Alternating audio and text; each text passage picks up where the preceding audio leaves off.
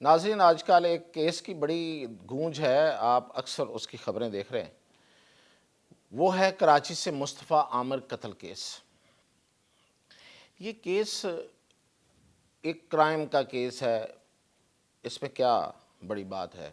کچھ لوگوں کو پتہ ہے، لیکن بہت سوں کو نہیں پتا کہ بیسیکلی یہ جو کیس ہے یہ ایک بہت بڑی بیماری اور بہت بڑے طوفان کا ایک ٹپ آف دا آئس برگ ہے، یعنی کہ ایک ایسی علامت ہے کہ جس کے نیچے اتنا بڑا طوفان ہے کہ آپ کی سوچ ہوگی۔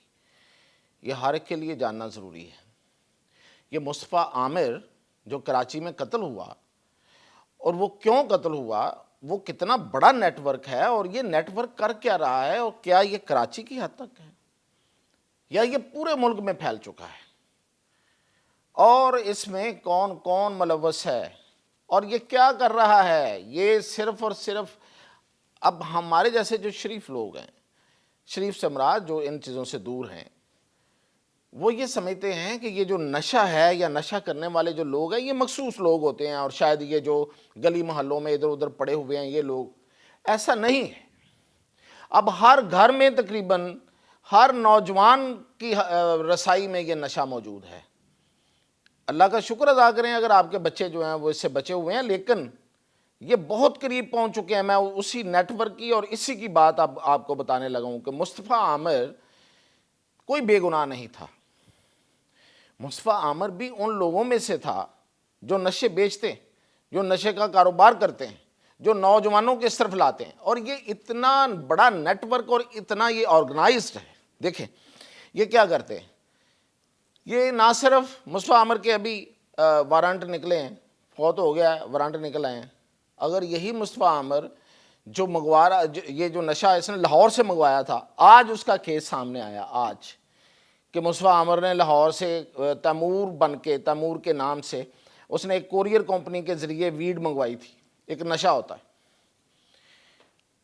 وہ، اس وقت تو کسی ادارے نے اگر اس کو پکڑ لیا ہوتا تو بیچارہ شاید قتل بھی نہ ہوتا، اس کی جان بھی بچ جاتی، اور کتنا بڑا نیٹ ورک جو ہے وہ اسی وقت انرتھ ہو جاتا۔ ابھی بھی یہ انرتھ نہیں ہونے دے رہے، اس نیٹ ورک کو بے نقاب نہیں ہونے دے رہے، میں آپ کو بتا رہا ہوں۔ اور کراچی میں ڈی ایچ اے اگر یہ کہا جائے کہ پورے کا پورا نشے میں ڈوبا ہوا ہے تو کوئی غلط نہیں ہے۔ اب آپ دیکھیں نا کیسے کیسے لوگ سامنے آ رہے ہیں۔ ایک اداکار ہے ساجد حسن، اس کا بیٹا بھی، اس پہ بھی کیس ہے، اس نے بھی نشہ منگوایا تھا، وہ بھی نشہ منگوا کے آگے بیچتا تھا۔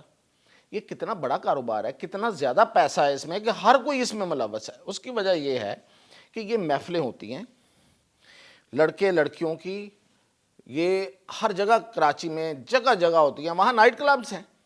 کس کو نہیں پتا، کس کو نہیں پتا ان نائٹ کلبز کا، اور ان نائٹ کلبز میں پوری پوری رات یہ نشہ کر کے لوگ یہ محفلیں کرتے ہیں۔ اور ایڈکشن، یہ جو صرف نشے کی ایڈکشن نہیں ہوتی ہے، اس میں پھر سیکس ایڈکشن بھی ہوتی ہے، اور جوڑے بدلے جاتے ہیں، ایک دوسرے کے ساتھ سویپ کیے جاتے ہیں، اس کا جوڑا اس کے ساتھ، اس کا یار مطلب یہ انتہا ہو چکی ہے۔ اور یہ وہاں تک نہیں ہے صرف، ڈی ایچ اے کراچی تو نو ڈاؤٹ ڈوبا ہوا ہے ویڈ کے نشے میں اور آئس کے نشے میں، اور کون کون سا نشہ نہیں ہے۔ وہ شرجیل میمن صحیح کلپ رہے تھے کئی دنوں سے، کئی مہینوں سے، لیکن کیا یہ صرف کہہ دینا کافی ہے؟ کتنے ادارے ہیں دیکھیں، ایکسائز، کسٹمز، رینجرز، اے این ایف، اپنا یہ اپنی ایف آئی اے، کتنے ادارے ہیں، کوئی نہیں پکڑتا ان کو۔ ابھی یہ میں اس کی ہسٹری تھوڑی سی بتا دوں۔ جس ارمغان نے جس مصطفیٰ عامر کو قتل کیا ہے، اس کی ہسٹری یہ ہے کہ وہ 2019 میں اس پہ، جب اس کی عمر جو تھی وہ کتنی تھی، 22 سال، تو یہ 2019 میں یہ پکڑا گیا اور 1 سال یہ رہ کے آیا جیل میں۔ اس کے بعد 2023 میں پکڑا گیا تو یہ صرف 12 دن رہ کے آیا۔ یہ ہے ترقی۔ 2019 میں کچا تھا، پکڑا گیا، 2023 میں پک گیا، اس نے پورے رابطے بنا لیے، 12 دن رہا، اور اس کے بعد اس کے لفظ تھے جو اس کے دوست ہیں وہ بتاتے ہیں، اس نے کہا میری اب بات ہو گئی ہے، اب کوئی مسئلہ نہیں ہے۔ اور اس کے بعد پھر یہ نیٹ ورک جیسے انہوں نے پھیلا ہے، اور ابھی ایک سینئر اینکر کی میں وہ اعتراف جرم بھی سن رہا تھا. خیر اعتراف کیا انہوں نے، اچھی بات ہے، اور آگے سے کچھ بتایا بھی کہ انہوں نے کہا کہ میں اس بندے کو، یہ جو اس کا والد ہے کامران اصغر ارمغان کا، جو قاتل ہے وہ مصطفیٰ عامر کا، اس کو میں جانتا ہوں. اور یہ آج سے کہتا ہے کہ 15-20 سال پہلے، 25 سال پہلے یہ ڈی ایچ اے میں اور کراچی کے پوش علاقوں میں یہ منشیات بیچتا تھا، اور پھر یہ امریکہ چلا گیا. اب وہاں سے بیٹھ کے یہ کاروبار کرواتا تھا اپنے بیٹے کے ذریعے یہاں پہ. یہ انٹرنیشنل گینگ ہے، اور یہ لاہور تک پھیلا ہوا ہے. چھنگا مانگا میں پارٹیاں ہوئی ہیں پچھلے دنوں، یہ جو کامران اصغر ہے ان پارٹیوں میں بھی شریک رہا ہے. اور یہ ہمارا جو گلبرگ لاہور ہے وہ بھی اسی طرح ہی ہے. اور ڈی ایچ اے، آپ رات کو چلا ذرا مطلب مشکل ہوتا ہے، نکلے اپنے اس ڈی ایچ اے لاہور میں اتنی تیزی سے وہ ڈالے ادھر ادھر گھوم رہے ہوتے ہیں.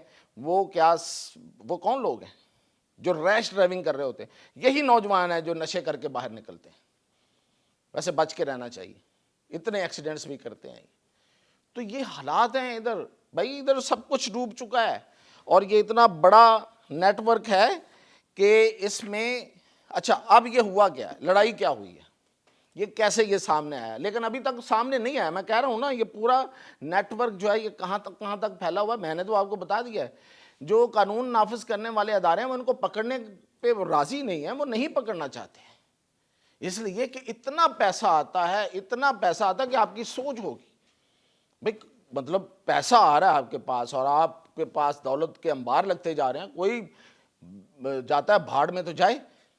ویسے جن کے پاس پیسے آتے ہیں ان کے اپنے بھی یہی حالات ہیں. جیسے یہ کامران اصغر ہے، یہ لوگوں کو نشے بیچتا تھا. اپنے بیٹے کا کیا ہوا، اور اس اب قتل کے الزام میں اندر ہے، اور کیا کیا ہوگا آگے. اسی طرح باقی لوگ ہیں نا. تو یہ ٹھیک ہے کہ یہاں پہ ان کو بدلہ بھی مل جاتا ہے، لیکن یہ نشہ ایک ایسی چیز ہے، یہ نشے کا دھواں جو ہے یہ پورے پاکستان کو اور خاص طور پہ نوجوان نسل کو اپنی لپیٹ میں لے رہا ہے کہ یہ کسی کو کچھ سوچنے کی صلاحیتیں ختم کر دیتا ہے کہ بھئی میرے ساتھ یہ ہونا ہے، یا میری آگے اولادوں کے ساتھ ہونا ہے، یا کسی میرے آگے بچوں کے ساتھ، میرے بھائیوں کے ساتھ ہونا ہے، اور ہمارا کیا بنے گا. کچھ نہیں سوچتے پھر یہ لوگ، یہ ایڈکٹڈ ہوتے ہیں. تو اب یہ اصل میں یہ پکڑے اس طرح سے گئے ہیں کہ مصطفیٰ عامر جو ہے یہ کسی کے ساتھ مل کے، کوئی بڑا بندہ جی، لا انفورسنگ ایجنسیز کا کوئی بڑا بندہ، وہ اس پورے نیٹ ورک پہ جو ارمغان چلا رہا تھا، ارمغان آرمی کے نام سے وہ چلا رہا تھا. پتہ ہے آپ کو اس کا جو نام ہے جو سوشل میڈیا پہ تھا وہ تھا ارمغان آرمی. اس کے نام سے یہ جو چلا رہا تھا، نہ صرف یہ نشہ بلکہ وہ جو کال سینٹرز ہیں، یہ اس پورے بزنس پہ قابو کرنا چاہ رہے تھے. یہ مصطفیٰ عامر کے ساتھ وہ کو بڑی شخصیت سے مطلب پاورفل جو لا انفورسنگ ایجنسی کا بڑا افسر ہے، وہ اصل میں اس پہ قابض ہونا چاہ رہا تھا کہ یہ جو ارمغان کا پورا نیٹ ورک ہے یہ مصطفیٰ عامر کے ذریعے اس پہ قبضہ کرے اور مصطفیٰ عامر کو آگے لگائے. اس لیے ارمغان نے قتل کیا. باقی سب کہانی ہے کہ وہ لڑکی ہے اور یہ ہے اور وہ ہے. ان محفلوں میں لڑکیاں نہیں ہیں تو اور کیا ہے؟ اور لڑکی تو عام سی بات ہے وہاں پہ، مطلب لڑکا لڑکی اور ساری چیزیں. یہ محفل جب کوئی بندہ نشے کے اس میں ڈوبا ہوتا ہے تو وہ سب کچھ ہوتا ہے. پھر اس میں کوئی لڑکی کو نہیں بات ہے، اور لڑکیاں اتنی ہی ہیں جتنے لڑکے. اور وہ ناراضگیاں اور صلحیں اور یہ تو عام سی بات ہے وہاں پہ. روزانہ بریک اپ ہوتے ہیں، روزانہ پھر واپس آتے ہیں، اور ادھر سے ادھر سے ایک پورا ایک دوسرے کے ساتھ. کوئی ادھر سے ٹوٹتا ہے تو ادھر جڑ جاتا ہے، ادھر سے جڑتا ہے ٹوٹتا ہے تو ادھر جڑ جاتا ہے. یہی تو چلتا ہے رات دن. اور اس میں پیسہ بھی اتنا زیادہ ہے کہ اندھے ہو جاتے ہیں. تو یہ اصل میں یہ کاروبار پہ قبضے کا گیم تھی جس کی وجہ سے مصطفیٰ عامر قتل ہوا ہے. تو یہ اب تک کی یہ سٹوری ہے، اور میں مطلب یہ اتنا وسیع ہے اور اتنے طاقتور لوگ ہیں کہ میں ان کے نام بھی نہ لے سکوں آپ کے سامنے، لیکن میں اداروں کے نام میں نے لے دیے ہیں. اب یہ کبھی بھی یہ پوری کوشش کریں گے اس کیس کو دبانے کی، اس لیے کہ وہ نہیں چاہتے کہ یہ پورا نیٹ ورک پکڑا جائے. تو یہ ہے اصل میں مصطفیٰ عامر کی کہانی. باقی یہ جو روزانہ آ رہی ہے وہ اس میں ڈیولپمنٹ ہے کہ یہ جو وہ لڑکی تھی، لڑکی تھی، بہت سی لڑکیاں ہیں، وہ ایک لڑکی تھی. اصل کہانی یہ ہے. تو مزید اس پہ جو بھی اپڈیٹ ملے گی انشاءاللہ آپ کو